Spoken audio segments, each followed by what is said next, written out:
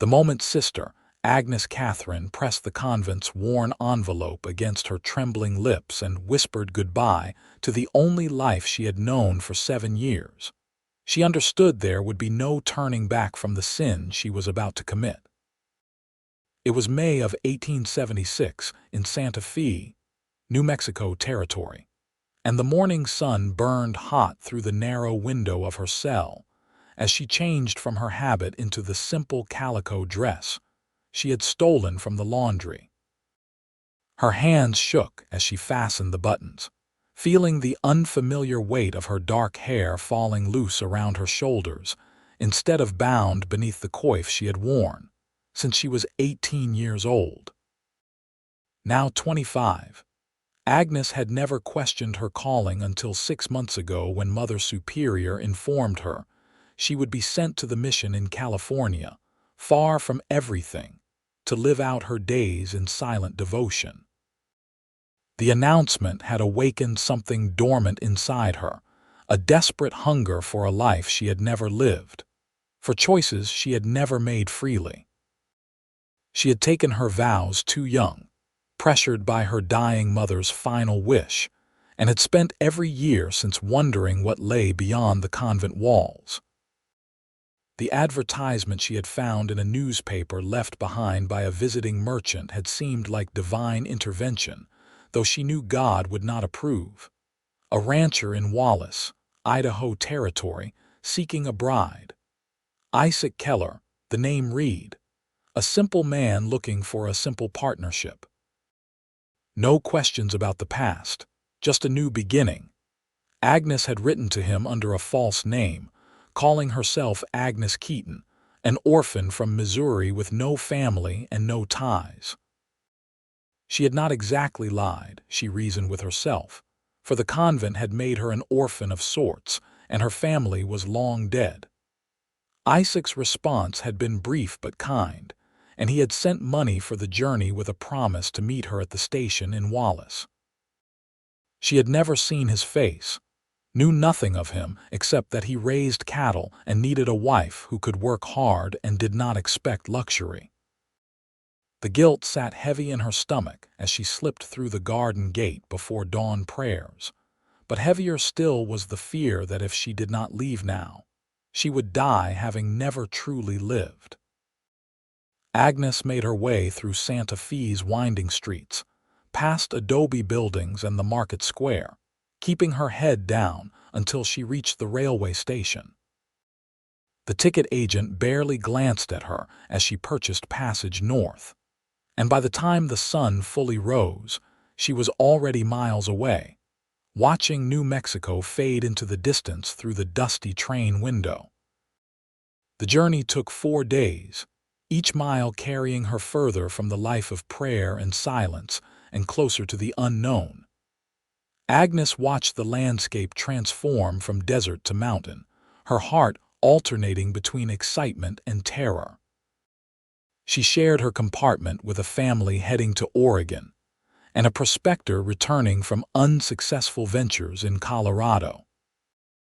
They made polite conversation, and Agnes found herself lying with increasing ease, weaving the story of Agnes Keaton the orphan who had worked as a seamstress in Missouri, until deciding to seek her fortune out west.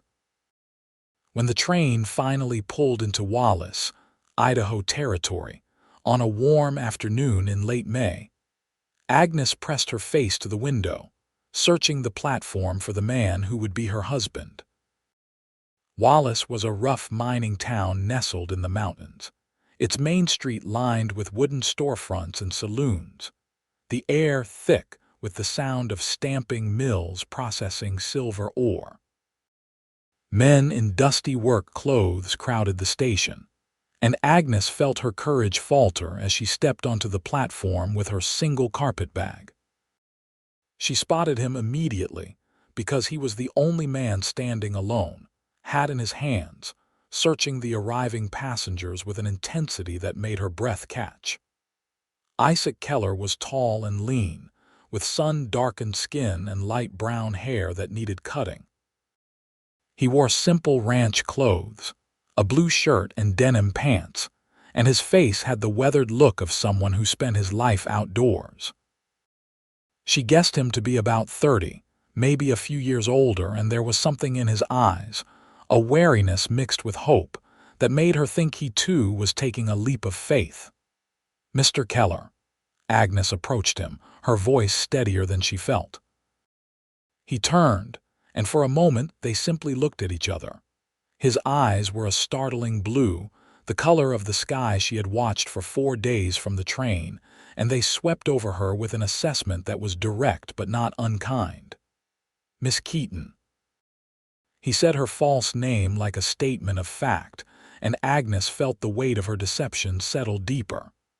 "I hope your journey was not too difficult." "It was long but uneventful," she replied, searching for the right words. "Thank you for the ticket money." Isaac nodded, placing his hat back on his head. "My wagon is just over here. The ranch is about an hour's ride north. I thought we could get married tomorrow if that suits you. The preacher comes through town on Fridays, and today is Thursday." The directness of it startled her, though she knew this was the arrangement. She was here to marry him, after all. "Tomorrow is fine." He took her bag without another word and led her to a sturdy wagon hitched to 2 horses.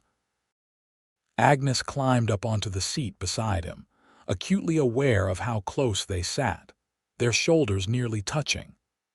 Isaac clicked his tongue and the horses started forward, carrying them out of Wallace's busy streets and into the surrounding hills. For a while they rode in silence, the only sounds the creak of the wagon and the jingle of harness. The mountains rose up around them, covered in pine trees, and Agnes breathed in the sharp, clean scent of them, so different from the dusty courtyard of the convent. "I should tell you about the ranch," Isaac said finally, his voice low and measured. "It is not much, just a cabin and about 200 head of cattle. I have a hired hand, Tom, who helps with the heavy work, but he has his own place down the valley. You would be expected to cook, keep the house, help with the garden. In time, there might be children." He said this last part carefully, glancing at her. "If that is agreeable to you." Agnes felt heat rise in her cheeks. Children.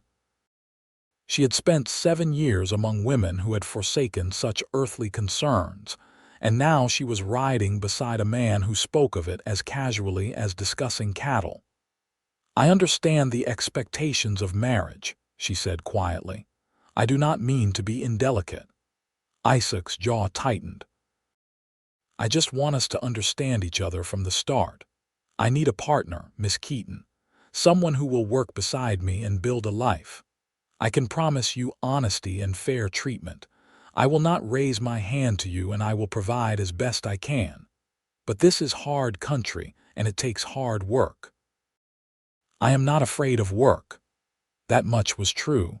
The convent had been a place of labor, even if it was different from what she would face here. Isaac studied her profile. "You seem educated. Your letters were well written." Agnes tensed. "My mother taught me before she died." She believed even girls should know their letters. "I think so too." He returned his attention to the road. "My sister used to say the same thing. She passed 5 years ago from fever. Cholera came through and took half the town. I am sorry." Agnes felt the sincerity of her words. Death was something she understood, had witnessed enough of it in her former life. "It is why I decided to find a wife this way." Isaac's voice carried old grief. "I courted a woman once before my sister died, but she wanted city life, not a ranch in the mountains. After Sarah passed, I threw myself into the work and did not think much about being alone. But a man gets tired of his own company, and the ranch needs more than just my hands to prosper." Agnes looked at him, really looked, and saw the loneliness etched into the lines around his eyes. It was a feeling she recognized intimately, even after years surrounded by other sisters. There was a loneliness that came from living a life that did not fit right, from pretending to be someone you were not. They reached the ranch as the sun began its descent toward the mountains. The cabin was larger than Agnes had expected, built of logs with a stone chimney and a covered porch. Nearby stood a barn, a chicken coop, and what looked like a bunkhouse. The property stretched out in all directions, meadows of grass where cattle grazed, backed by forest and mountain. "It is beautiful," Agnes said, and meant it. Isaac helped her down from the wagon, his hands firm on her waist. The touch sent an unfamiliar jolt through her, and she stepped back quickly. If he noticed, he did not comment. "Let me show you inside." The cabin's interior was neat but sparse, clearly the home of a man living alone. The main room held a stone fireplace, a table with 2 chairs, and a rocking chair by the window. A ladder led to a loft above. To one side was a small kitchen area with a cast iron stove, and a door led to what she assumed was a bedroom. "You can have the bedroom," Isaac said, setting her bag down. "I will sleep in the loft until after we are married." Agnes felt a rush of gratitude for his consideration, even as anxiety knotted in her stomach. "Thank you. There is a pump out back for water, and the privy is beyond that." He moved through the space with economical motions, showing her where things were kept. "I am not much of a cook. I have been living mostly on beans and bacon. If you know how to make anything better, I will consider myself a lucky man." Despite her nerves, Agnes smiled. "I can manage better than beans and bacon." That evening, she prepared a simple meal from the supplies in his pantry, salt pork and potatoes and biscuits, and they ate together at the small table. Isaac asked her questions about her journey, and Agnes answered carefully, keeping to her story. She learned that he had come west 10 years ago from Ohio, following his sister and her husband who had dreamed of starting fresh. He had been 21 then, and his eyes had been full of the same hope that brought so many to the territories. "John, my brother-in-law, thought we would strike it rich in the silver mines," Isaac said, pushing his empty plate away. "But mining is brutal work, and the real money goes to the companies, not the men breaking their backs underground. I saved enough to buy this land and some cattle instead." Sarah and John had a small place down the valley, but after they died, it went to John's brother back east. "Do you ever regret not staying in Ohio?" Isaac considered this. "Sometimes I miss the green of it, the way things grow easy there. But there is something about this country that gets into your blood. The space, the freedom to build something of your own." He looked at her directly. "What made you decide to come west?" Agnes's throat tightened. "I had nothing keeping me in Missouri. When I saw your advertisement, it seemed like a sign." "Are you religious, Miss Keaton?" The question struck like a physical blow. Agnes forced herself to meet his eyes. "I believe in God, if that is what you are asking. The church in Wallace is small, but the preacher is decent enough. We can attend on Sundays if you like." Isaac stood, collecting the plates. "You cooked, so I will clean. You must be tired from your journey." Agnes retreated to the bedroom, closing the door behind her with shaking hands. The room held a simple bed, a dresser, and a trunk. She sat on the edge of the mattress, staring at her hands, the same hands that had held rosary beads and scrubbed chapel floors and carefully copied scripture. What was she doing? Tomorrow she would marry a man she had just met. A good man from what she could tell, but one she was lying to with every breath. She thought of the convent, of the sisters gathering for evening prayers right now, and wondered if they had discovered her absence yet. Mother Superior would be furious, would consider it a betrayal and a sin. Perhaps it was. But as Agnes lay down in a real bed in a room that did not echo with whispered prayers and clicking rosaries, she felt something unfamiliar bloom in her chest. Possibility. The next morning, Isaac took her back to Wallace. They stopped first at the general store where he insisted on buying her a new dress for the wedding, a simple green calico that brought out the color of her eyes. Agnes protested the expense, but Isaac was firm. "A woman should have a new dress for her wedding," he said, and there was no arguing with the quiet determination in his voice. They were married that afternoon in the small church at the edge of town, with the storekeeper and his wife standing as witnesses. The preacher was an older man with kind eyes who read from his Bible and asked them to make their vows. When Isaac slipped a simple gold band on her finger, Agnes felt tears prick her eyes. This was real. She was truly leaving her old life behind. "You may kiss your bride," the preacher said, and Isaac leaned down, pressing his lips to hers in a brief, gentle kiss that sent warmth flooding through her. They signed the marriage register, Agnes writing her false name with a steady hand, and then they were walking out into the sunshine as husband and wife. Isaac kept her hand tucked in the crook of his arm as they walked back to the wagon, and Agnes found herself leaning into him slightly, seeking the solid strength of his presence. The ride back to the ranch felt different than the day before. Agnes was hyper-aware of Isaac beside her, of the gold ring on her finger, of what the night would bring. She had only the vaguest understanding of what happened between a husband and wife, gleaned from whispered conversations among the novices and the livestock at the convent. The thought of it filled her with equal parts fear and curiosity. As if sensing her thoughts, Isaac said quietly, "We do not have to rush anything, Agnes." It was the first time he had used her first name. "I know this is all sudden."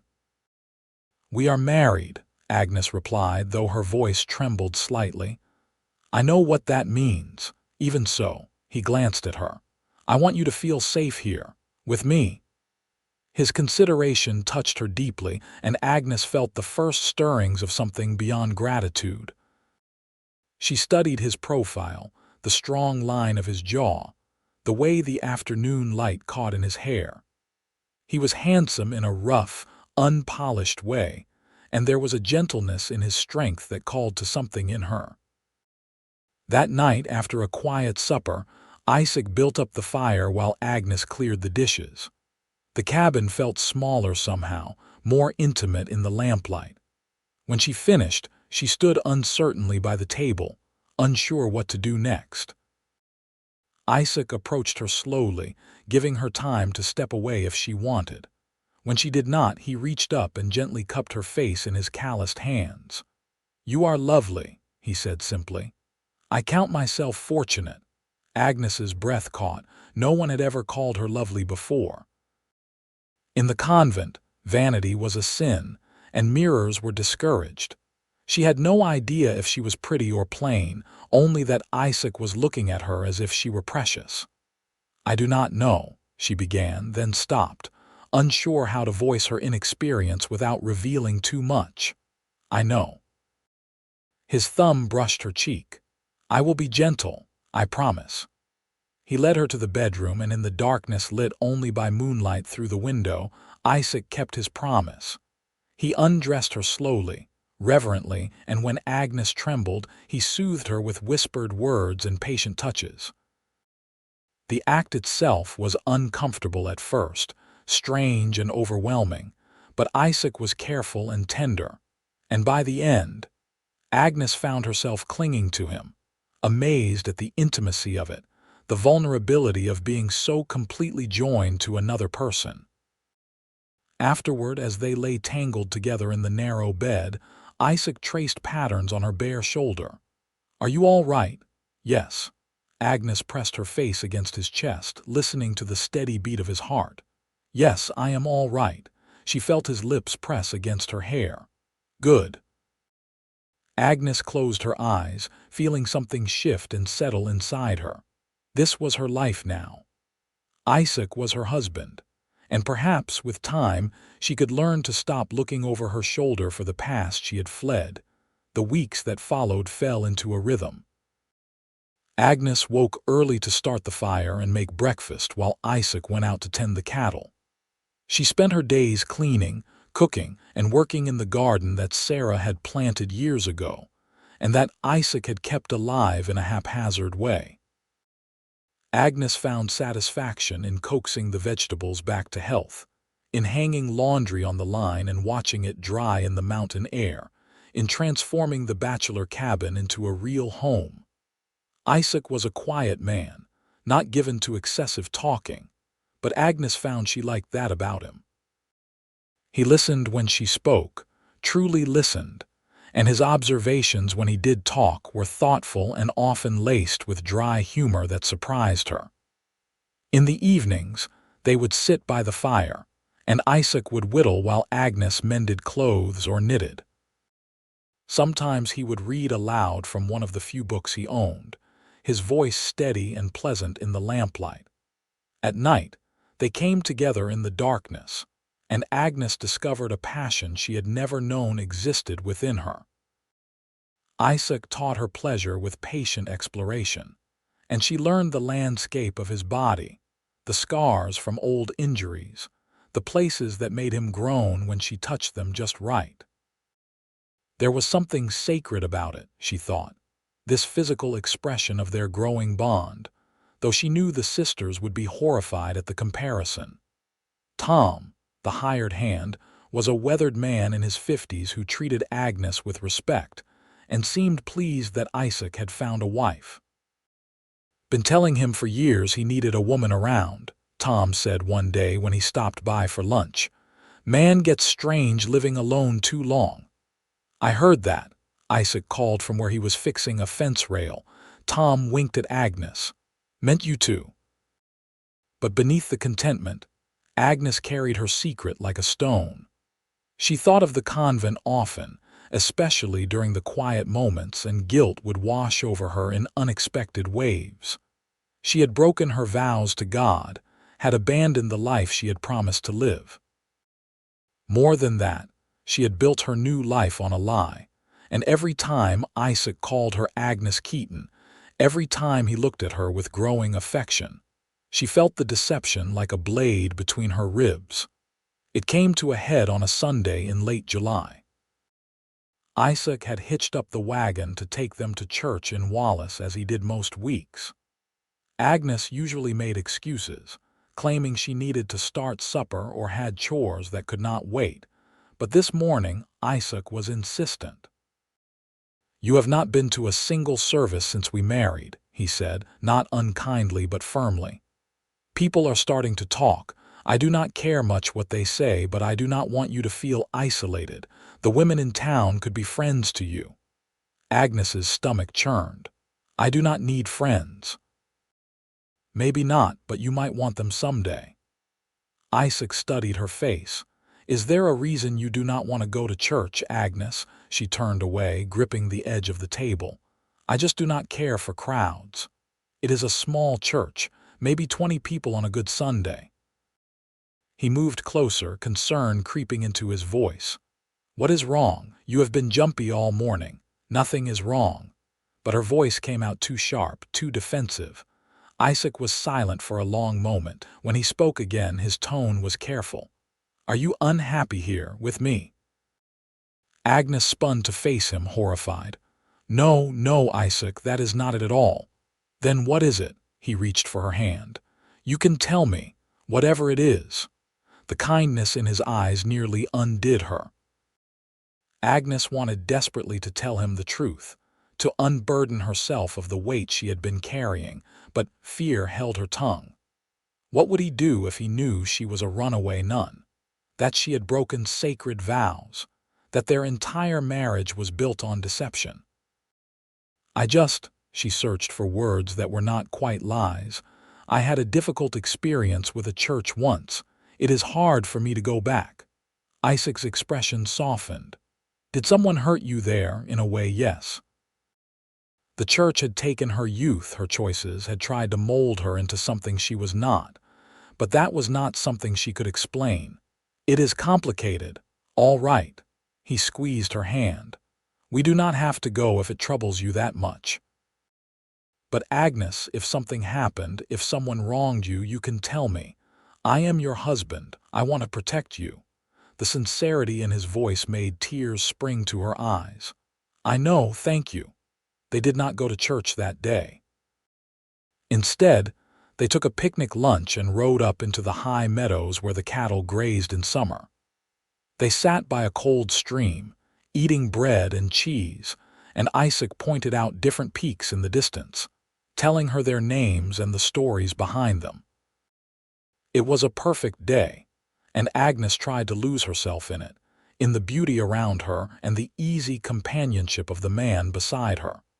But that night, as she lay beside Isaac listening to him sleep, Agnes knew she could not continue living with such a fundamental lie between them. She had to tell him the truth, regardless of the consequences. She owed him that much at least. The opportunity came a week later. Tom had gone to town for supplies and would be gone overnight. After supper, as Agnes washed the dishes, she felt Isaac's presence behind her. "You have been quiet today," he said, his hands coming to rest on her shoulders. Agnes set down the plate she had been scrubbing, dried her hands on her apron, and turned to face him. "I need to tell you something I should have told you before we married." Isaac's expression grew serious. "All right." Agnes moved to the table and sat, her legs suddenly unsteady. Isaac took the chair across from her, waiting. She looked at her hands, at the gold ring that marked her as his wife, and took a deep breath. "My name is Agnes Katherine." Katherine was my family name before. She forced herself to look at him. "But I did not come from Missouri. I came from Santa Fe, and I was not a seamstress." Isaac's brow furrowed. "Go on." "I was a nun." The words came out in a rush. "I took vows 7 years ago when I was 18.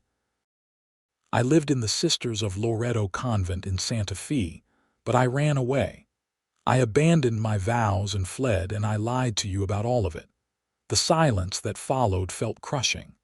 Isaac stared at her, his face unreadable, and Agnes felt her heart hammering against her ribs. "A nun," he finally said, his voice flat. "Yes." Agnes twisted her hands together. "I am so sorry, Isaac. I know I should have told you. I know this must be a terrible shock, but I could not stay there anymore.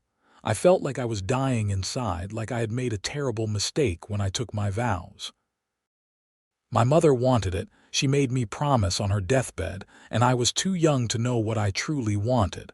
But that is no excuse for lying to you." Isaac stood abruptly, walking to the fireplace. He braced his hands on the mantel, his back to her, and Agnes watched the tension in his shoulders. "Say something," she whispered. "Please." "I am trying to understand." His voice was tight. "You were a nun. You took vows before God, and you just left." "Yes." "And you did not think I deserved to know this before I married you." Agnes flinched at the anger threading through his words. "I was afraid you would not marry me if you knew, that you would send me back or turn me away. So you lied." He turned to face her, and there was hurt in his eyes along with the anger. "Our entire marriage is built on a lie, not the whole marriage." Agnes stood, desperate to make him understand. "Everything since I arrived has been real. My feelings for you are real. I care about you, Isaac, deeply. That is not a lie. How am I supposed to know what is real and what is not?" He shook his head. "You have been lying to me for 2 months. Every time you said your name, every time I introduced you as my wife, it was based on deception. Katherine is my real name, Agnes Katherine. I only changed the last name, and even then Keaton was my mother's maiden name. I did not become someone else entirely. I am still me. But who are you?" Isaac's voice rose. "I thought I married an orphan from Missouri. Instead, I married a woman who fled from God. What else have you lied about?" "Nothing."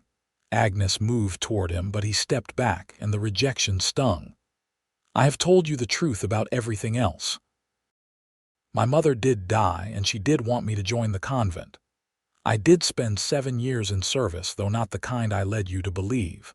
But my reasons for leaving, for seeking a new life, those were honest.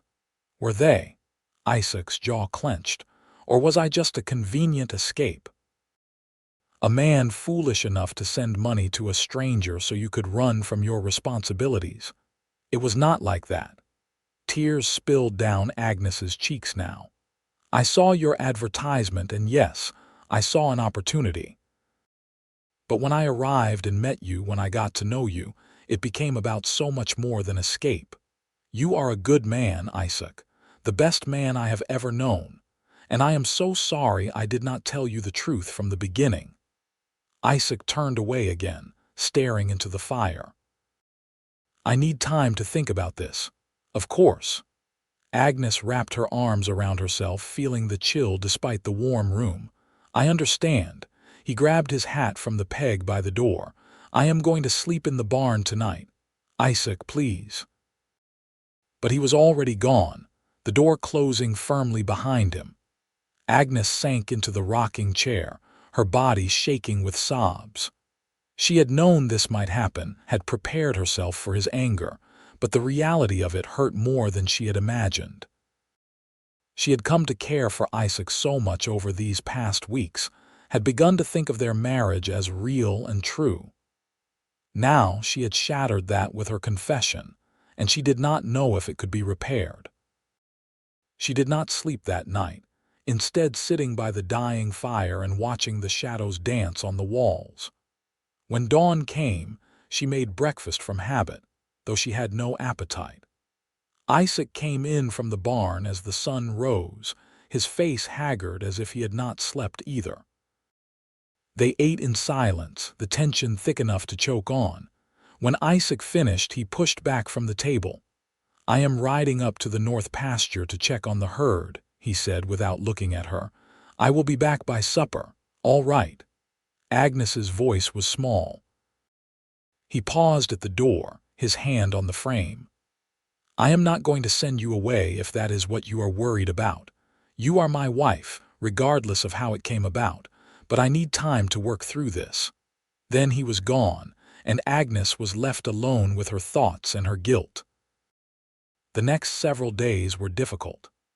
Isaac was polite but distant, treating her with the courtesy one might show a stranger. They spoke only when necessary, discussing practical matters like meals and chores, but the easy companionship they had built was gone. At night, Isaac slept in the loft, and Agnes lay alone in the bedroom, aching for his presence.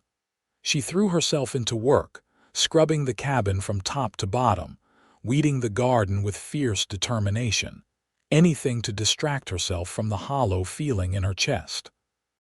She thought about offering to leave, to go back to town and find her own way, but the thought of leaving Isaac hurt worse than his coldness.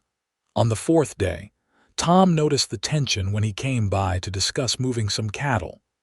You two have a fight? He asked Agnes bluntly when Isaac was out of earshot. Agnes hesitated, then nodded.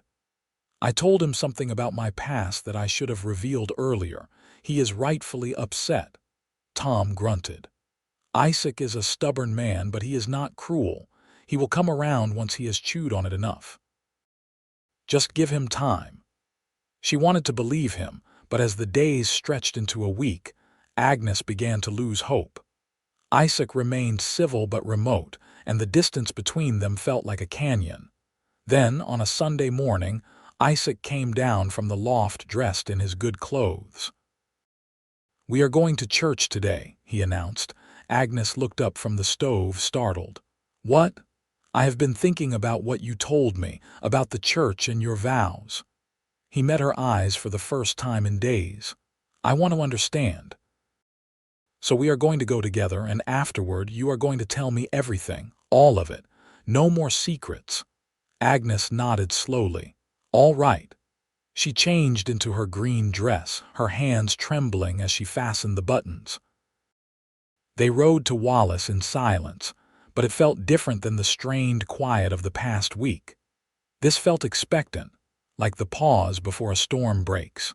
The church was as small as Isaac had described, a simple wooden building with rough-hewn pews. The congregation was sparse, ranchers and miners and townspeople gathering for their weekly worship. Agnes felt every eye on her as they entered, and she knew they must have heard that Isaac Keller finally had his mail-order bride.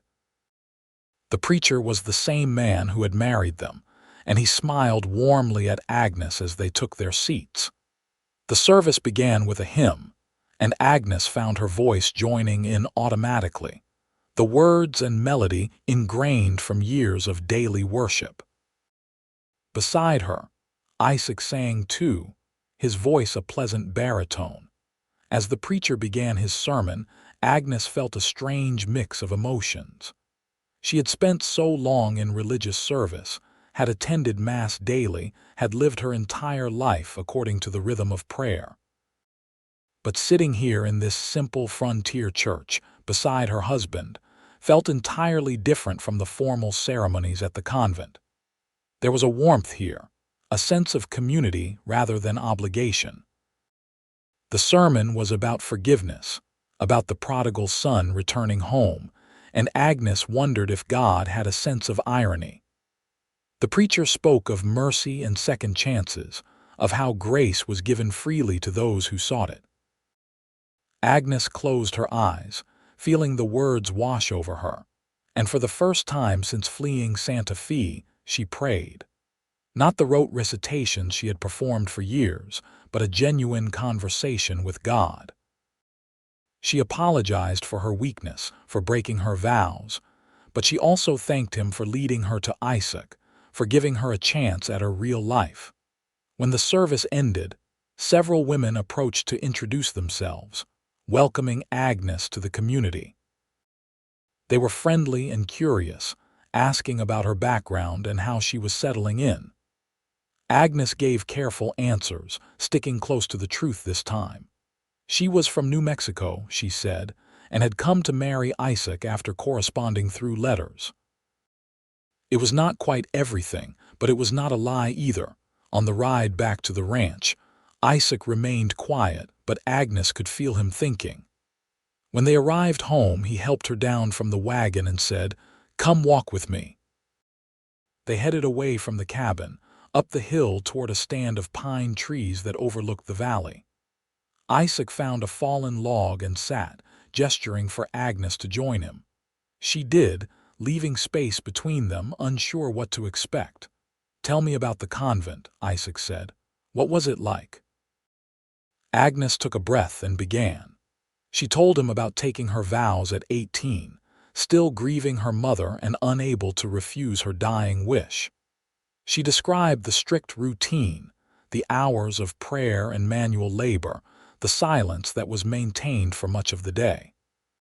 She talked about how she had tried to find peace in that life, had tried to feel the calling she was supposed to have, but how it had always felt like wearing clothes that did not fit right. "I know it was wrong to leave," she said quietly. "I made promises before God and I broke them. But I could not stay there another day, Isaac. I felt like I was disappearing, becoming less of a person with every passing year. When Mother Superior said she was sending me to California, even further from anything familiar, something inside me just snapped." Isaac listened without interrupting, his gaze steady on her face. When she finished, he was quiet for a long moment. "I have been angry," he said finally. "Not because you were a nun, but because you did not trust me enough to tell me. I thought we were building something real together, but then I found out I did not know the most important thing about you. I know, I am so sorry. Let me finish." Isaac's voice was gentle but firm. "I was angry and I needed time to think. But while I was thinking, I realized something. You were scared when you came here. Scared and running from a life you did not choose. You were brave enough to start over completely, to risk everything for a chance at happiness. I cannot fault you for that." Agnes felt fresh tears welling. "I should have told you before we married." "Yes, you should have." He reached over and took her hand, and the simple touch made her heart leap. "But I also understand why you did not. You thought I would judge you, maybe send you back, and you were probably right to think that. If you had written in your first letter that you were a runaway nun, I likely would not have responded. Exactly. Agnes squeezed his hand. I know that does not make it right. No, but it makes it human. Isaac turned to face her fully. Agnes, I have been thinking about what the preacher said today about forgiveness and grace. I am not a deeply religious man, but I do believe in second chances. You deserve one. We deserve one. What are you saying? I am saying that I forgive you for lying to me. And I am asking if you can forgive me for being so cold this past week. His blue eyes were earnest. The truth is, I have fallen in love with you, Agnes Katherine. It happened somewhere between watching you bring my garden back to life and the way you sing while you cook and how you feel in my arms at night. I do not want to lose that because of mistakes in the past. Agnes could hardly breathe. You love me. I do. A small smile tugged at his lips. I have been wanting to tell you for weeks, but I was waiting for the right moment. Then everything happened, and I thought maybe I had been fooling myself, that what we had was not as real as I believed. But it is real, Agnes. I know that now. I love you too. The words burst from her. I did not know what love felt like until I met you, but I know I never want to leave your side. I want to spend the rest of my life here with you, building our home, raising our children. I want all of it, Isaac. He cupped her face in his hands, the same way he had on their wedding night, and kissed her. This kiss was different from the brief one at their wedding or even the passionate ones they had shared in the darkness. This kiss was a promise, a commitment, a beginning. When they pulled apart, both were smiling. So we are all right, Agnes asked. We are all right. Isaac stood, pulling her to her feet. But no more secrets. From this day forward, we tell each other the truth, even when it is hard. I promise. Agnes meant it with her whole heart. They walked back to the cabin hand in hand. And that night, Isaac came back to their bed. Their lovemaking was tender and intense, a reconnection after days apart, and Agnes felt whole again in a way she had not since her confession. In the weeks that followed, their marriage deepened into something richer than before. With the truth out in the open, Agnes no longer had to guard her words or hide parts of herself. She told Isaac stories about the convent, the funny moments and the difficult ones, and he listened with interest and compassion. In turn, he opened up more about his own past, about the losses he had endured and the dreams he still held. They attended church in Wallace regularly, and Agnes found herself making friends among the other ranch wives. She discovered she had a talent for helping others, perhaps honed by years of service, and she often brought food to families in need or helped care for sick children. The community came to respect and like her, and Isaac beamed with pride when people spoke well of his wife. Summer turned to fall, and the aspen trees blazed gold across the mountainsides. Agnes helped with the harvest from the garden, putting up preserves and drying vegetables for winter. Isaac and Tom brought the cattle down from the high pastures, and Agnes learned to help with the work, mending fences and feeding livestock. One evening in late October, as the first snow dusted the peaks, Agnes was preparing supper when a wave of nausea struck her. She barely made it outside before her stomach emptied. Isaac found her there, pale and shaking.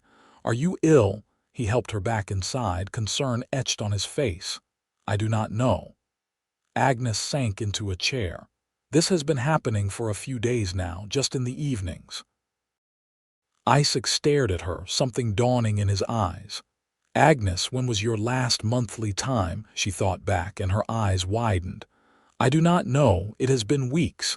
I did not notice with everything else going on." She pressed a hand to her stomach. "Do you think?" "I think we might need to make a trip to town to see the doctor." Isaac knelt beside her chair, taking her hands. "But if I am right, we are going to have a baby."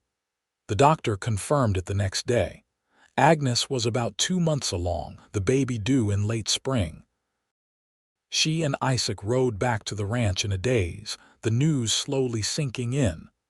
"I am going to be a father," Isaac kept saying, wonder in his voice, "and I am going to be a mother."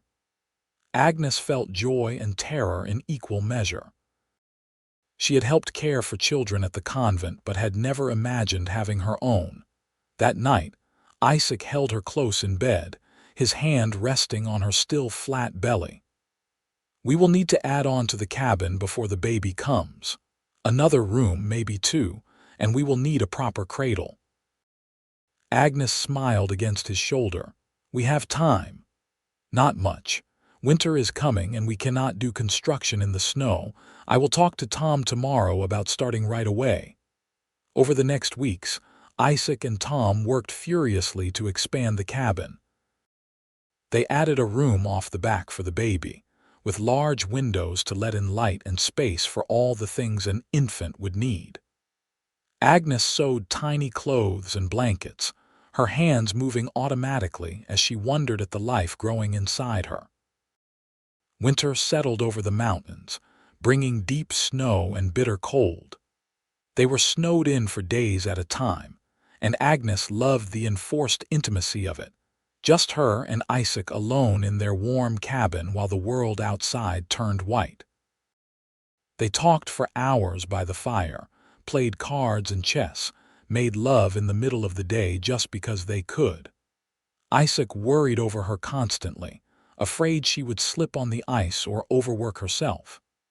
Agnes found his protectiveness endearing even when it bordered on suffocating. She felt healthy and strong, her body changing in ways that amazed her. By midwinter, her belly had swelled noticeably, and she could feel the baby moving inside her. "Come feel this," she called to Isaac one evening. She took his hand and placed it on her stomach. A moment later, there was a strong kick. Isaac's face lit with pure joy. "I felt that. The baby kicked me. The baby is active tonight." Another kick, and Agnes laughed. "I think we might have a future rancher in here, or a future anything." Isaac pressed a kiss to her belly. "As long as they are healthy and loved." Spring came late to the mountains that year. It was early April when the snow finally melted enough for travel to town. Agnes was huge now, moving with the awkward waddle of late pregnancy, and everyone predicted the baby would come any day.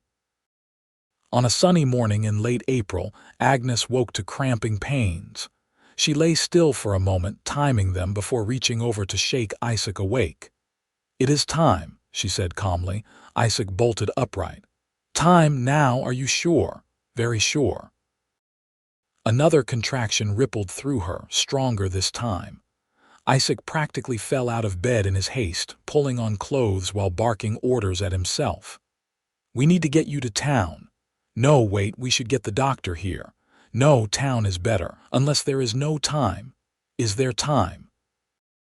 Despite the pain, Agnes had to laugh at his panic. "Isaac, calm down. First babies usually take a while. We have time to get to town if we go soon." They made it to Wallace by mid-morning, and the doctor's wife, who served as the town midwife, settled Agnes into a bedroom behind the doctor's office. Isaac was banished to the waiting room, where he paced like a caged animal. The labor was long and difficult, lasting through the afternoon and into the evening. Agnes had never experienced such pain, and there were moments when she was certain she could not go on. But the midwife was experienced and encouraging, and when Agnes finally felt the overwhelming urge to push, she bore down with everything she had. Just after midnight, as April turned to May, their son was born. He came into the world screaming his displeasure, red-faced and furious, and Agnes fell in love instantly. "You have a boy," the midwife announced, cleaning him quickly before placing him in Agnes's arms. "A good, healthy boy." Isaac was allowed in finally, and he stood by the bed staring at his wife and son with awe. "He is perfect. He is." Agnes could not stop looking at the tiny face, the miniature fingers that grasped her thumb with surprising strength. "What should we name him?" They had discussed names through the winter but had not decided. Now holding their son, Isaac said, "What about John? After my brother-in-law, he would have liked to know his name carried on." Agnes smiled. "John Keller, I like it." She looked up at her husband. "John Isaac Keller." "John Isaac it is." They stayed in town for 3 days while Agnes recovered enough to travel. The women of Wallace came by with gifts and advice, and Agnes was touched by the community's warmth. When they finally returned to the ranch, Tom had decorated the porch with wildflowers. "Congratulations," he said gruffly, peering at the baby. "He looks like his father. Poor kid." Isaac laughed and clapped him on the shoulder. "Thank you, Tom. The first months with John were exhausting and wonderful. He was a hungry baby who woke frequently to nurse, and Agnes spent her days in a haze of feeding and changing and trying to sleep when the baby slept. Isaac helped as much as he could, walking John around the cabin when he was fussy, changing soiled cloths without complaint, bringing Agnes food and water while she nursed. "You are a natural at this," Agnes told him one night as he rocked their son to sleep.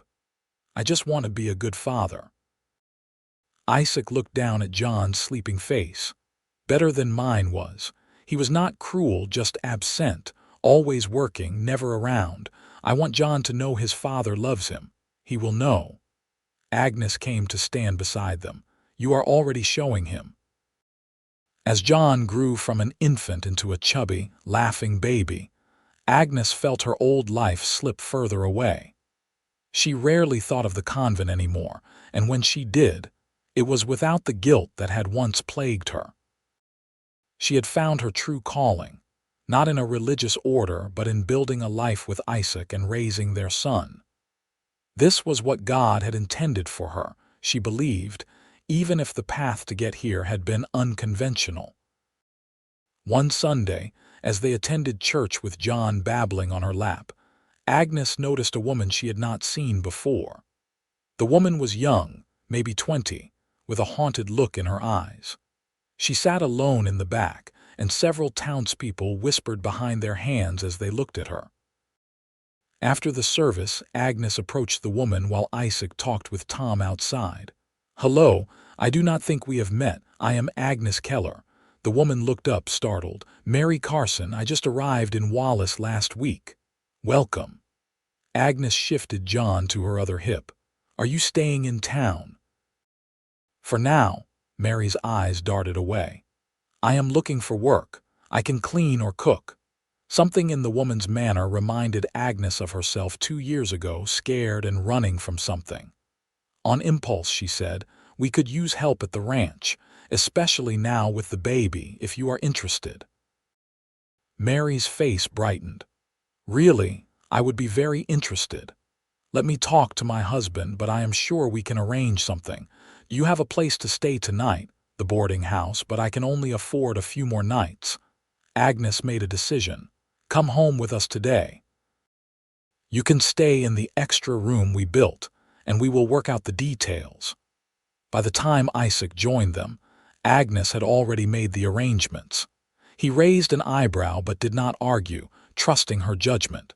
Mary gathered her few belongings and climbed into the wagon with them. On the ride home, Mary slowly opened up. She had fled from a bad situation in Montana, she said carefully, not providing details. She had no family and nowhere to go. Agnes saw herself in the younger woman's story and squeezed her hand. "You are safe now," Agnes said.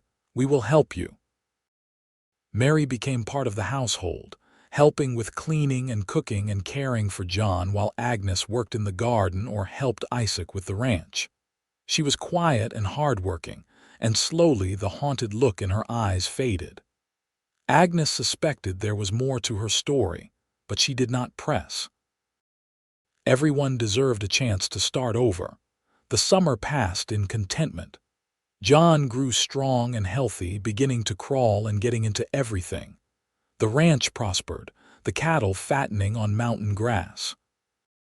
Agnes had never been happier, surrounded by the people she loved, doing work that mattered. One evening in late August, after John was asleep and Mary had retired to her room.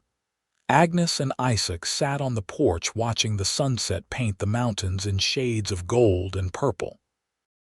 Isaac had his arm around her shoulders and Agnes leaned into his warmth. "You ever regret it?" Isaac asked quietly. Leaving the convent, Agnes considered the question. "No, I regret the pain I might have caused, and I regret that I felt forced into that life in the first place. But I do not regret the choice to leave. If I had stayed, I would never have found you. We would never have had John. This life, Isaac, this is everything I did not know I wanted." He kissed her temple. "I am glad you found your way here to me. So am I." Agnes looked out at the land that had become her home, at the cabin where their son slept peacefully, at the mountains standing eternal guard. "I used to think faith meant denying yourself, sacrificing your happiness for some greater purpose. But I have learned that faith can also mean trusting in the possibility of joy, of building something good with your own hands, of choosing love even when it is frightening." "That sounds like a sermon." Isaac's voice held a smile. Agnes laughed softly. "Maybe I picked up more than I thought in all those years." "I'll give you a different faith," Isaac said, echoing words he had whispered to her on one of their first nights together. "A faith in us, in our family, in the life we are creating.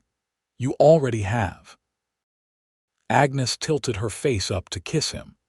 "You gave me that from the moment I stepped off that train." They sat in comfortable silence as the stars began to emerge in the darkening sky. Inside, John made a small sound in his sleep, and Mary could be heard moving quietly in her room. The cattle lowed in the distance, and somewhere an owl hooted its evening song.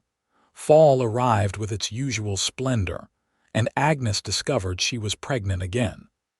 This time the news was expected and joyful, with none of the fear of the first pregnancy.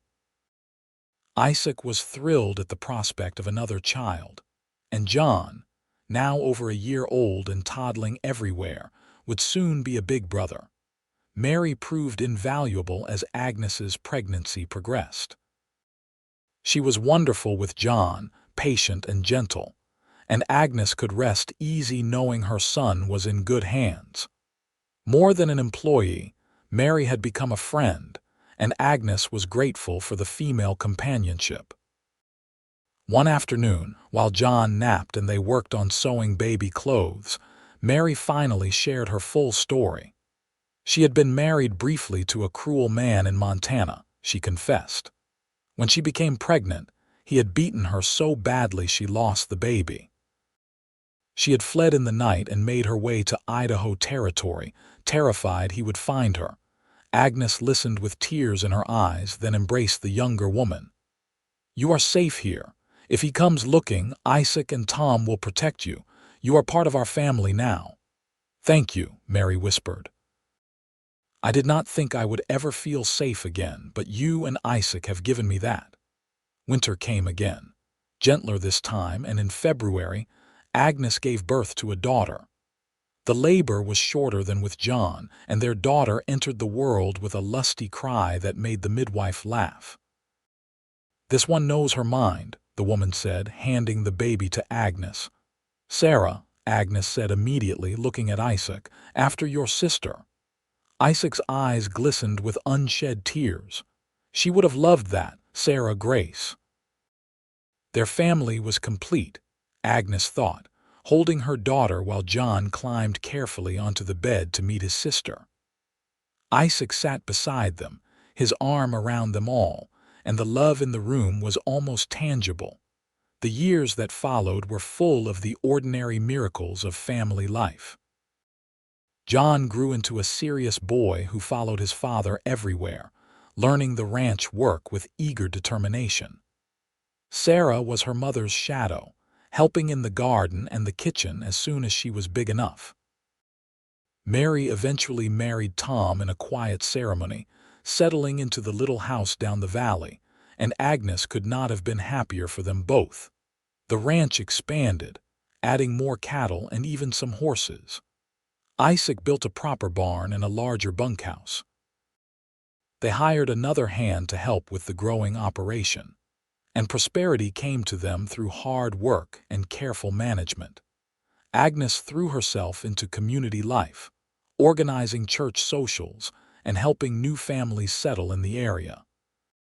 When she learned of a young widow struggling to feed her children, Agnes organized a collection that kept them fed through the winter. When a fire destroyed the schoolhouse, she led the fundraising to build a new one. "You do God's work," the preacher told her one Sunday. "You have a calling for service." Agnes smiled at that. "I think I finally found the right way to serve." She never forgot that she had been a nun, but that life felt like it belonged to someone else now. Agnes Katherine Keller was a rancher's wife, a mother, a friend, a valued member of her community. She had found her purpose not in a convent cell but in the wide open spaces of the Idaho territory, in the arms of a good man who had given her a chance at real love. One evening, when John was 8 and Sarah was 6, Agnes found Isaac in the barn tending to a horse with a cut leg. She leaned against the stall door, watching him work with gentle efficiency. "I was thinking today," she said, "about that first day when I arrived in Wallace. How terrified I was, stepping off that train with no idea what I was walking into." Isaac glanced up, a smile playing at his lips. "I was pretty terrified myself. What if the woman who stepped off was nothing like her letters? What if she took one look at me and got right back on the train?" "I almost did," Agnes admitted with a laugh. "Not because of you. You were handsomer than I expected, but because the reality of what I was doing suddenly hit me. I was marrying a complete stranger. And now," Isaac finished bandaging the horse's leg and came to stand before her. "Now you are everything to me, you and our children, this life we have built together." Agnes reached up to touch his face, worn by sun and wind but still handsome to her eyes. "You kept your promise, Isaac. You gave me a different faith, a faith in love, in family, in the possibility of happiness. I wake up every morning grateful that I had the courage to step off that train." Isaac pulled her close, kissing her with the passion that still flared between them even after 8 years of marriage. "I am the grateful one. You brought life back to this ranch to me. I was just going through the motions before you arrived." They walked back to the cabin hand in hand, watching the sun set behind the mountains. Through the window, they could see John and Sarah playing some elaborate game involving his toy horses and her dolls. Mary and Tom's wagon was coming up the road for supper as they did every Sunday. "This is what heaven looks like," Agnes said softly. "Not harps and clouds, but this. The people you love gathered together. Meaningful work and simple joys. I understand that now." Inside, they gathered around the table, the adults talking while the children laughed. After the meal, they moved to the porch where the summer evening was perfect and mild. Isaac played his harmonica while Tom strummed an old guitar, and the children danced in the grass. Mary and Agnes watched, content. "You ever miss it?" Mary asked quietly. "The religious life." Agnes had told Mary her full story years ago, and the younger woman had understood completely. "I miss the certainty of it sometimes," Agnes answered honestly. "The sense that you were doing exactly what you were supposed to do. But I have found a different kind of certainty here. I am certain that I love Isaac, that I love our children, that this is where I belong. That is enough." As the stars came out, John and Sarah started to tire.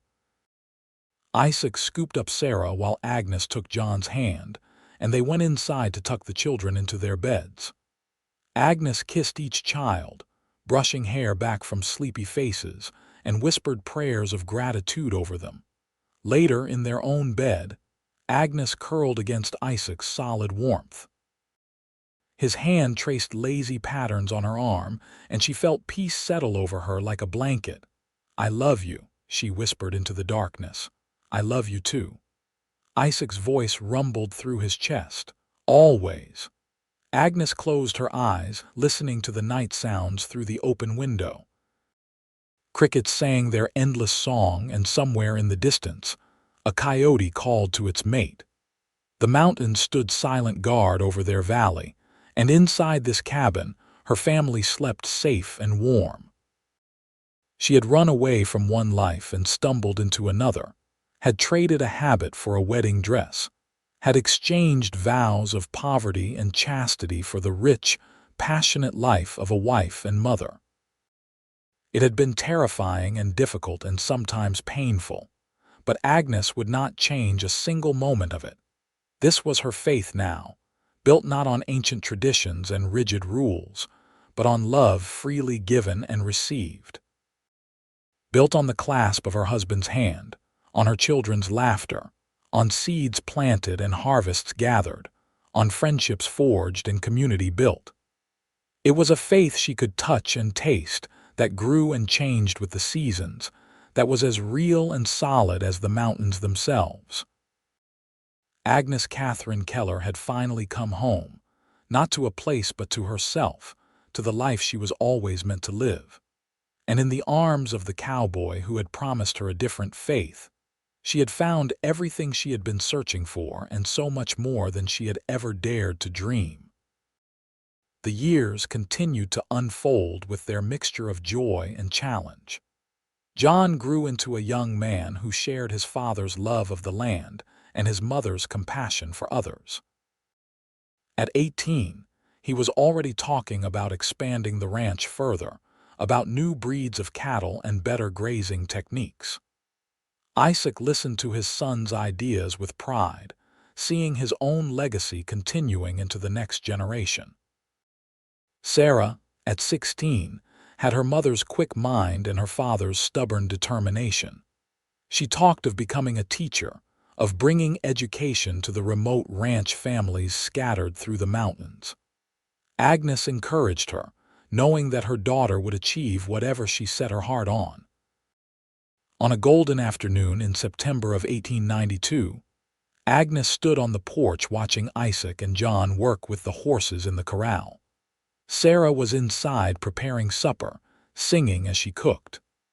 Agnes was 51 now, her dark hair streaked with silver, her face lined by years of sun and laughter.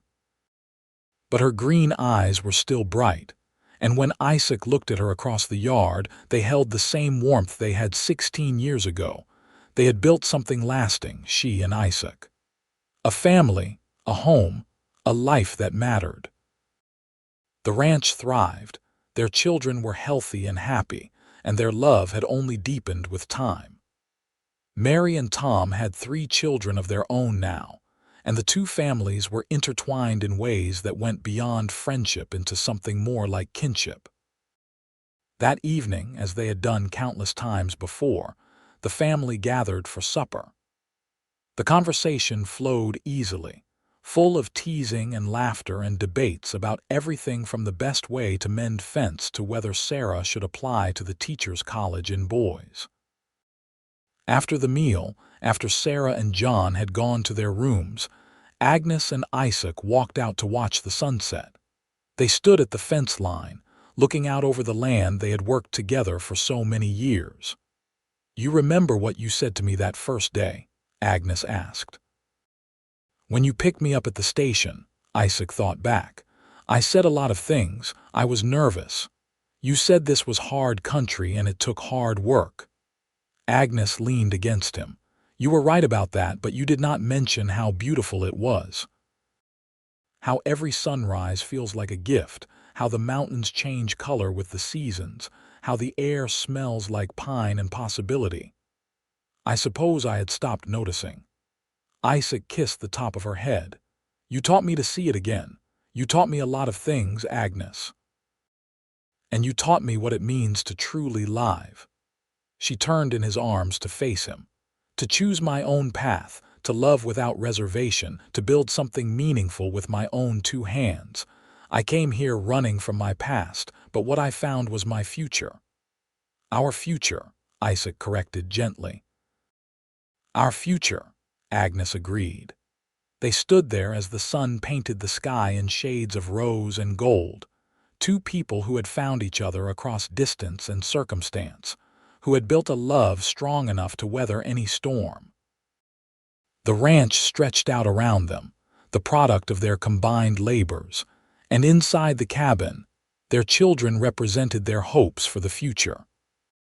Agnes thought of the young woman who had fled Santa Fe all those years ago, terrified and desperate, and she wished she could tell that girl that everything would be all right, more than all right, that she would find love and purpose and joy beyond her wildest imaginings, that the leap of faith she was about to take would lead her to exactly where she needed to be. But perhaps that young woman had known on some level. Perhaps that was why she had had the courage to step off the train and into the unknown. Perhaps she had understood, even then, that faith was not about clinging to certainty but about trusting in the possibility of something better. "Thank you," Agnes whispered against Isaac's chest. "For what?" "For seeing me. The real me, not the lies I told or the person I pretended to be. For loving me anyway." She pulled back to look into his blue eyes. "For giving me this life." Isaac cupped her face in his work-roughened hands, the gesture as familiar now as breathing. "You gave me just as much. You took a lonely man and a half-built ranch and turned them into a home. You gave me children and laughter and love. I am the one who should be thankful." "Then we are both grateful," Agnes said with a smile. "How lucky are we?" They walked back to the cabin as stars began to emerge in the darkening sky. Inside, the lamps were lit, casting warm light through the windows. They could hear Sarah singing softly in her room and the rustle of pages as John read in his. This was their kingdom, Agnes thought. Not grand or impressive by worldly standards, but rich beyond measure in the things that mattered. This was the life she had chosen, and she would choose it again every single day. That night, lying beside Isaac in the bed they had shared for 16 years, Agnes offered up a prayer of thanksgiving. Not the formal prayers of her youth, but words from her heart, spoken silently in the darkness. She thanked God for the courage to leave when leaving was necessary, for the strength to start over, for the wisdom to recognize love when it appeared in the form of a lonely cowboy at a train station. She thanked him for Isaac, for the children they had created together, for the land that sustained them and the community that supported them. She thanked him for second chances and new beginnings, for the understanding that faith came in many forms, and that sometimes the most holy thing you could do was choose your own happiness.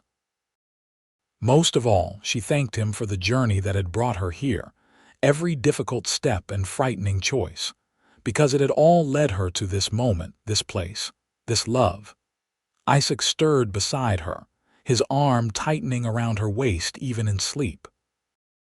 Agnes settled against him, breathing in his familiar scent, and closed her eyes in perfect contentment. She was no longer Sister Agnes of the Sisters of Loretto. She was Agnes Katherine Keller, wife and mother, rancher and friend, a woman who had found her true calling not in a convent but in the wild mountains of Idaho territory. She had learned that sometimes you had to lose yourself to find yourself, had to break promises to keep the ones that mattered most, had to run away to finally come home. And she had learned what Isaac had promised her all those years ago, though neither of them had quite understood it then. He had given her a different faith, a faith built not on rules and restrictions but on love and trust, on hard work and honest living, on the sacred ordinary moments that made up a life well lived. It was a faith she would carry with her always, through whatever years remained, through joys and sorrows yet to come. A faith she would pass on to her children, so they too would understand that the divine could be found not just in churches and prayers, but in the touch of someone who loved you, in the satisfaction of work well done, in the beauty of mountains at sunset, in the simple miracle of home. Agnes smiled in the darkness, her heart full, and drifted into peaceful sleep. She had made it. After all the fear and doubt, all the lies and confessions, all the hard work and tender moments, she had found her way to where she belonged. And it was more beautiful than any heaven she had ever imagined. The years that followed continued to bring their seasons of change and growth. John married at 22 to a sweet-natured young woman named Rebecca from a neighboring ranch, and they built a house on the northern edge of Isaac and Agnes's property. Within 2 years, they had given Agnes and Isaac their first grandchildren, twin boys with their grandfather's blue eyes and their father's serious nature. Sarah attended the teacher's college in Boise and returned to teach at the expanded school in Wallace. At 20, she married a young lawyer new to town, and they made their home in Wallace itself, though Sarah visited the ranch every Sunday without fail. Agnes found being a grandmother filled a space in her heart she had not known was empty. She loved having the little ones around, teaching them the same things she had taught their father, watching Isaac show them the ranch with infinite patience. The circle of life continued, and Agnes felt blessed to witness it. Tom and Mary's children grew alongside the grandchildren, and the next generation of the two families were as close as siblings. The ranch had become a legacy, something that would outlast Agnes and Isaac, and that knowledge brought profound satisfaction. On their 20th anniversary, Isaac surprised Agnes with a trip to Boise, their first journey anywhere together since she had arrived in Idaho. They stayed in a hotel, ate in restaurants, and walked through the bustling streets like courting young people. It was delightful and exhausting, and Agnes loved every moment, but she was equally happy to return home to the mountains and the quiet. "I do not need fancy dinners or city lights," Agnes told Isaac as they pulled up to their cabin. "Everything I need is right here." They were approaching 60 now, slowing down in ways both accepted with good grace. John handled most of the heavy ranch work, with his father supervising and advising. Agnes still kept the garden and cooked for whoever showed up at mealtimes, but she also spent more time simply sitting on the porch with her needlework, watching the world turn. One such afternoon, as she sat rocking and mending a shirt of Isaac's, she heard a wagon approaching. Looking up, she was surprised to see an unfamiliar woman stepping down, young and clearly frightened, clutching a small bag. Agnes set aside her sewing and stood, a sense of recognition flooding through her. She had been this woman once, arriving in a strange place with nothing but hope and fear. "Hello," Agnes called, walking to meet her. "Can I help you?" The woman looked up, and Agnes saw tears on her cheeks. "I am looking for work, any kind of work. I can clean, cook, whatever you need. Please, I have nowhere else to go." Agnes did not hesitate. She had been given a chance once, and she would pay it forward as many times as opportunity allowed. "What is your name?" Elizabeth Warner." "Well, Elizabeth, I think we can find something for you here." Agnes put an arm around the trembling young woman. "Why do not you come inside? I will make tea, and we can talk." As she led Elizabeth toward the cabin, Agnes caught sight of Isaac watching from the barn. Their eyes met across the distance, and she saw understanding and approval in his gaze. They had built something more than just a ranch here. They had built a refuge, a place where people running from their pasts could find new futures. It was a legacy Agnes was proud to leave. Not just the land or the cattle or the strong children who would carry the family forward, but the knowledge that this place had served as a sanctuary, just as it had for her all those years ago. That evening, with Elizabeth settled in Mary's old room and fed and somewhat calmed, Agnes and Isaac lay in bed together.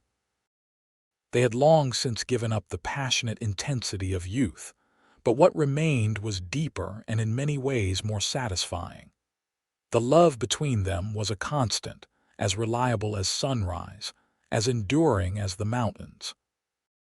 "Another lost soul," Isaac murmured, his fingers tangled in Agnes's silver-streaked hair. "Everyone deserves a chance," Agnes replied. "Someone gave me one. You have more than repaid any debt." Isaac kissed her forehead.